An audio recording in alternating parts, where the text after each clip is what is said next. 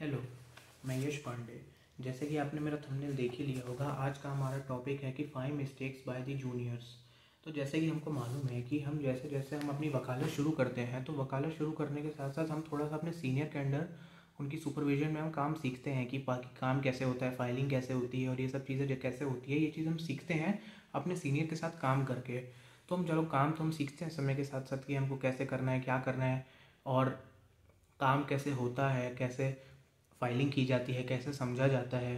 तो ये सब चीज़ें तो हम सीखते हैं, पर इसमें बात होंगी कि 5 मिस्टेक्स क्या होती हैं जो जूनियर्स कमिट कर देते हैं और बाद में उनको इसका पछतावा होता है।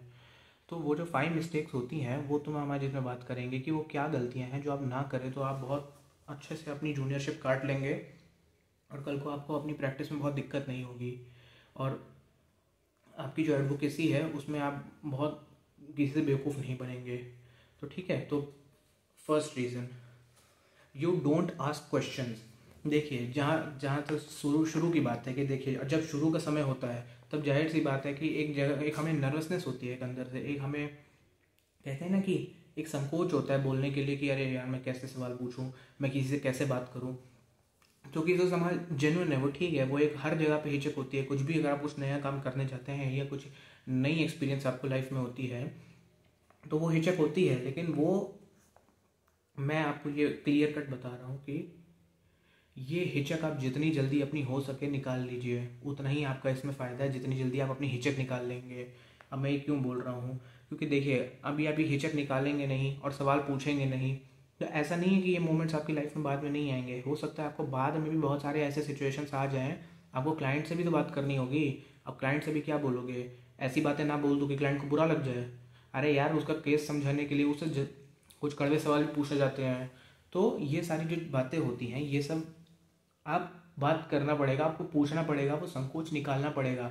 जितनी जल्दी हो सके वो संकोच निकालिए, क्योंकि देखिए कल को आप अपना भी काम करेंगे और जो जितना जल्दी इस नुकसान संकोच नहीं निकाल लेता है उतना वो अपना नुकसान होने से बचा लेता है। और क्योंकि अगर आप संकोच नहीं निकाल पाए तो ये आपको कहीं ना कहीं नुकसान करता है बहुत अच्छे से। और जब कल को अपना काम करोगे आप, तो जाहिर सी बात है, क्योंकि जाहिर सी बात हम लिटिगेशन करेंगे तो अपना ही काम करेंगे कल को। तो देखिए, सवाल तो आपके मन में तब भी रहेंगे पर तब जवाब नहीं रहेंगे, क्योंकि सवाल तो पूछा ही नहीं भाई साहब ने संकोच के मारे। तो ये काम मत करें और सवाल पूछें, बी क्यूरियस, थोड़ा सा सवाल पूछने की कोशिश करें। Second reason, learn to observe. ये ऑब्जर्व मतलब एक इंग्लिश का एक हम वर्ड इसमें भी बोलते हैं, नुआंसेस को पकड़ना। नुआंसेस मतलब बारीकियों को पकड़ना। कि होता है ना कि जो एक्सपीरियंस के साथ चीज़ें आती हैं, तो वो तो एक्सपीरियंस तो अभी आप वहाँ लेने गए हैं, तो देखिए अभी तो आप वहाँ सीख रहे हो तो कौन सा काम होता है, जैसे प्रिंट कहाँ पर होता है, नोटिस कहाँ पर दी जाती है और स्टैम्प क्या होता है, और बहुत सारी बातें होती हैं कि कोर्ट फीस क्या होती है, वो सब ऑब्जर्व करो। और ये जितनी चीज़ें होती हैं कि स्टैम्प क्या होता है, कोर्ट फीस क्या होती है, वकालतनामा के स्टैम्प्स क्या होते हैं, वकालतनामा कैसे भरा जाता है, क्लाइंट के साइन कैसे होते हैं, मतलब क्लाइंट के तो साइन अपने वो खुद ही करता है, मतलब मैं बात बता रहा हूँ। ये जितनी चीज़ें होती हैं ये चीज़ें ऑब्जर्व करो कि कैसे होती हैं। 5 रुपये का आता है कोर्ट स्टैम्प, लेकिन हो सकता है किसी पेज में वो 50 लगाओ, क्यों लगा है, ऐसे क्यूरियस रहो, ऐसे जानो एफिडेविट कॉपी क्यों यूज़ होती है, एफिडेविट क्या होता है। बहुत सारी ऐसी बातें हैं जो आप वहाँ पर जाकर सीखेंगे। तो थोड़ा क्यूरियस रहिए और देखिए कि काम होता कैसे है आखिर में, इस चीज़ों को सीखा कैसे जाता है, ये काम क्यों होता है, क्या एक एक चीज़ का काम है। मतलब वो जो फाइल बनी है, मतलब वो जो फाइल जो क्लाइंट आया है और वो जो फाइल जज के पास पहुंची है, उसकी जो ड्राफ्टिंग हुई है, जो बाकी चीज़ें हुई हैं, वो चीज़ें वो जज तक फाइल पहुंचने से पहले उस फाइल की क्या यात्रा रही है वो आपको मालूम होनी चाहिए पूरी, कि वो फाइल वहाँ तक पहुंची कैसे है। वो पहले ही नहीं पहुंचती है, बहुत लंबा यात्रा करती है वो फाइल वहाँ तक पहुँचने के लिए।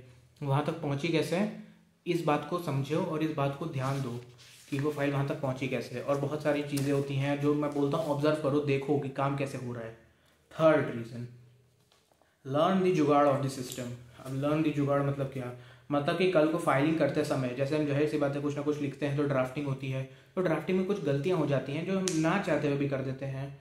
जैसे प्रेजेंट को PRRESNT लिख देना, और ऐसी बहुत सारी गलतियाँ होती हैं। जैसे वो जॉली LLB में बोलते हैं ना, अपील को एप्पल लिख रखा है टाइप। तो ये गलतियाँ हो जाती हैं जो थोड़ा सा लिखते लिखते वो इंसान हो, जाहिर सी बात है यार, AI नहीं हो। तो स्पेलिंग गलती हो जाती है, तो पूरा जाहिर सी बात है कि अब एक स्पेलिंग के चक्कर में पूरा पन्ना कोई फाड़ता नहीं है, ठीक है, कि पूरा पन्ना ही गलत हो गया। और कभी कभी ऐसे भी सिचुएशन आ जाता है कि वकालतनामा पे क्लाइंट के बहुत ज़्यादा साइन चाहिए होते हैं, वो क्या वकालतनामा पे भी चाहिए होते हैं, और बीच में भी उसमें बहुत सारी जगहों पे डॉक्यूमेंट पे साइन चाहिए होते हैं क्लाइंट्स के। तो अंदर की बात बता रहा हूँ मैं कि हर जगह पे साइन नहीं कराया जाता है क्लाइंट से। उससे बोला जाता है कि भैया उसका क्लाइंट कोई उसका साइन कोई और ही कॉपी कर देता है। तो ये भी चीज़ें कुछ जुगाड़ होती हैं, और कोई हो जाए तो उसको ब्लेड से खरूद के उसके ऊपर इरेजर चला दिए जाते हैं। तो ऐसी छोटी मोटी मतलब कुछ जुगाड़ टाइप की चीज़ें होती हैं, वो सब सीखे। और कल को क्लाइंट अपने लॉयर से मिलने आता है तो कोर्ट के अंदर घुसाने के लिए भी पैसा मिलता है, बहुत सारी चीज़ें होती हैं ये सब चीज़ें। तो ये जो जुगाड़ है सिस्टम का, कि ये सिस्टम काम कैसे करता है, ये सिस्टम पैसा कैसे कमाता है, ये सब चीज़ें क्या होती हैं, कैसे होती हैं, ये सब चीज़ें आपको मालूम होनी चाहिए। ये सब चीज़ें जानो, वहाँ सीखो जाके कि कैसे क्या हो रहा है, और कैसे मैं भी इसमें पैसे कमा सकता हूँ। मैंने भी कमाए हुए हैं, और मैं बता रहा हूँ कि यहाँ पे पैसे कैसे कमाए जाते हैं, कैसे होता है, क्या पे कितनी चीज़ें सीखी जाती हैं, कैसे बात की जाती है, ये सब चीज़ें सीखो वहाँ जाकर, ठीक है। चौथा, observe the client lawyer meeting. Client यानी क्लाइंट सीनियर मीटिंग कह सकते हैं इसको।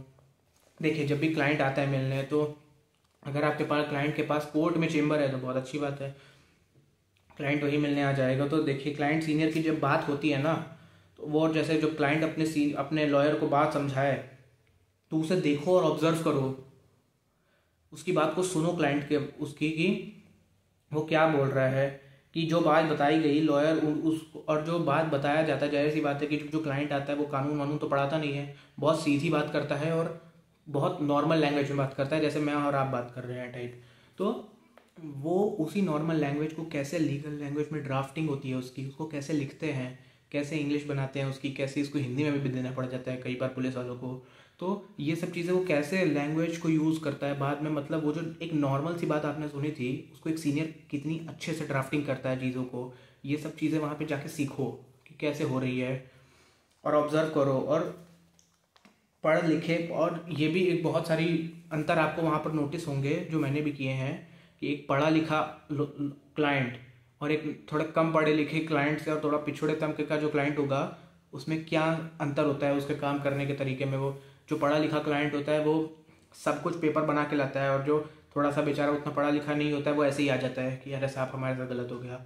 और जो पढ़ा लिखा आता है वो एकदम स्ट्रेट फेस है कि सर ऐसा ऐसा हुआ है, मेरा ये कानून का उल्लंघन हुआ है। यानी जब आप पढ़े लिखे इंसान के साथ गलत होता है तो पूरा हल्ला मचाता है, लेकिन किसी अनपढ़ और कम पढ़े लिखे इंसान के साथ गलत होता है तो उतना हल्ला नहीं मचाता है, या उसको समझ ही नहीं आता कि मैं हल्ला कैसे मचाऊं।